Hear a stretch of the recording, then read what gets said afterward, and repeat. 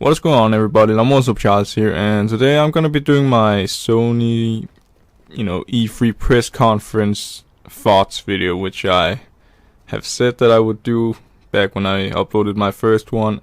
And I want to start off also by mentioning that I'm not gonna go through every game they showcased and announced at their press conference, so I will only talk about the interesting one that I found and maybe might get someday. Yeah, that's all I really have to say. So starting off, I wanna, with the first game, say that I'm not interested in picking it up myself and play it, but the first game I was interested in was God of War, which I thought was looking pretty good. It has changed the mythology and the graphics were pretty good. Kratos apparently also got a son now and a beard, and it looked more open to me when I see it, comparing it to the older God of War games. I've only seen walkthroughs of the older God of War games, but I was pretty excited to see how the story went with those, so I hope this one is not gonna disappoint, and hopefully it will be a great God of War title to, get along with the franchise, I guess.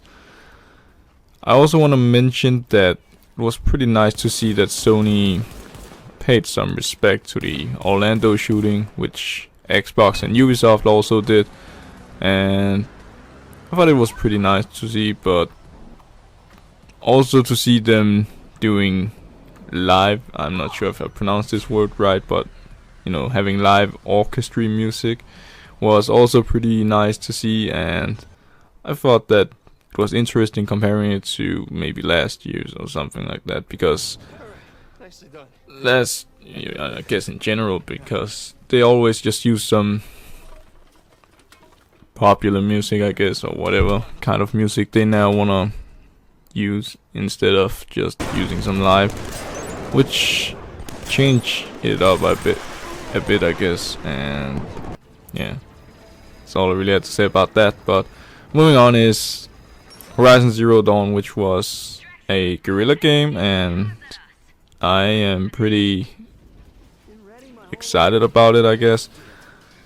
I'm thinking about picking it up at release, and I'm pretty sure that I will play it hopefully a lot, because it looks pretty interesting to me with the graphics. Since the showcase of last year, it also looked amazing there, but this time around when they showed the demo, it was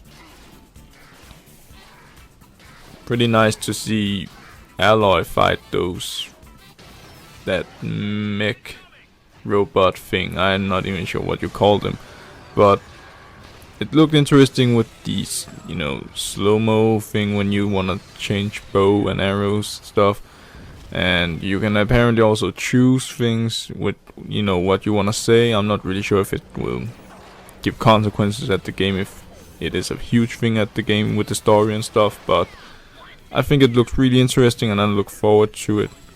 And moving on to the next game is probably Detroit Become Human, which is a Quantic Dream game. I loved Beyond Two Souls. It was a great game.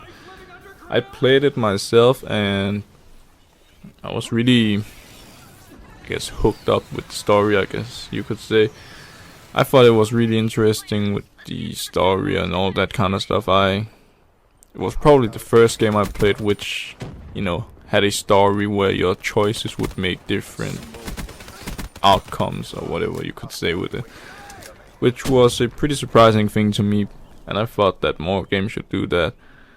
And Detroit Become Human looks more like Heavy Rain, which I haven't played myself, but I've seen walkthroughs of it and it looks pretty good. I doubt I'll play it myself though, but it was a pretty good story it had, and I'm pretty sure Detroit Become Human will also get a pretty good story. And the graphics were pretty good. The choices seem to have bigger consequences this time around as well, and I'm not sure if you can play with several characters, but to me it looks like you get to play with multiple characters, and I'm not sure if it's a good or bad thing, but for me, I'll probably prefer one person or a character to play with instead of multiple. But anyways, moving on is PlayStation VR, which will launch this year, October 13th, and it got a price tag of $399 US, which I thought was a little bit expensive. It will have over 50 games at launch, which is nice. I personally don't have that many VR titles that I'm interested in, but I'm definitely looking forward to pick one up when it gets a price drop or something like that in the future. And the next game they showed was Call of Duty Infinite Warfare. The demo they showed was pretty surprising that they had the grappling hook, which I hope will get into multiplayer as well. Would like to see the grappling hook, make a bigger impact with the movement and all that kind of stuff. Would also like to see how the multiplayer is gonna turn out when Call of Duty XP is coming up in a few months from now. The HUD system apparently looks changed and reminds me for some reason about Advanced Warfare's HUD system. The grenade which I noticed on the demo they showed which was a gravity grenade, I thought that it was, well, I doubt it'll make it to the multiplayer, but if that's gonna happen, if it makes it to multiplayer, I doubt I'll play it a lot this game, because it doesn't look like I really am interested in Infinite Warfare. But they showed off COD 4, the Modern Warfare Remastered version trailer of random clips here and there from the campaign, I guess. And that is probably what got me the most, hyped about. You get to play the single player campaign 30 days earlier as a PlayStation player, I guess. I was pretty sure it was a PlayStation exclusive thing.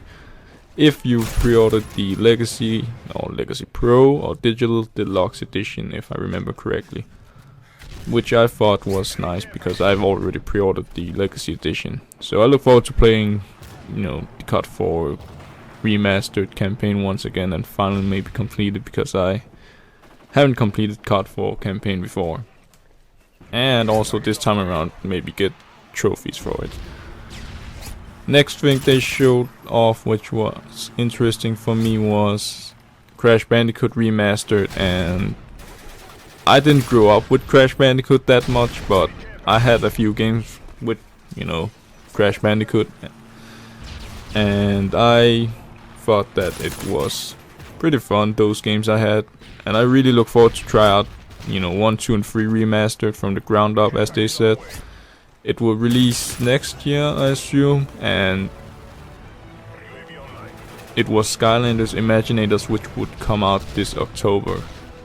So I'm not really that much, interested in much more from it as it is right now.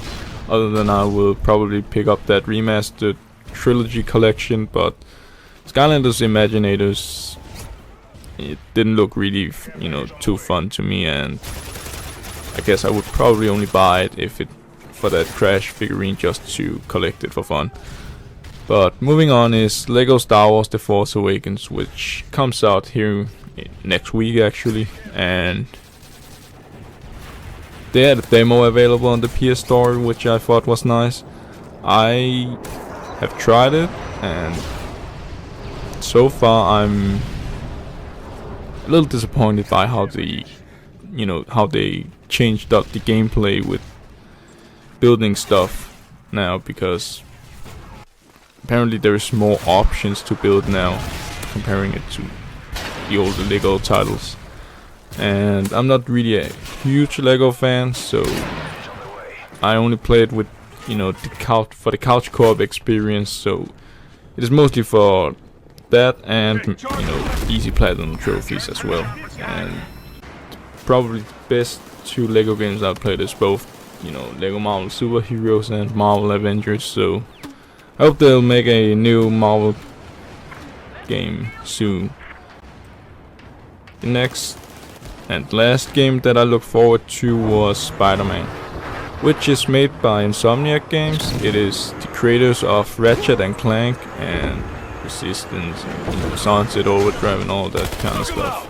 They have a lot of games that they've created, even Spyro way back at the day, which all are pretty good games in my opinion.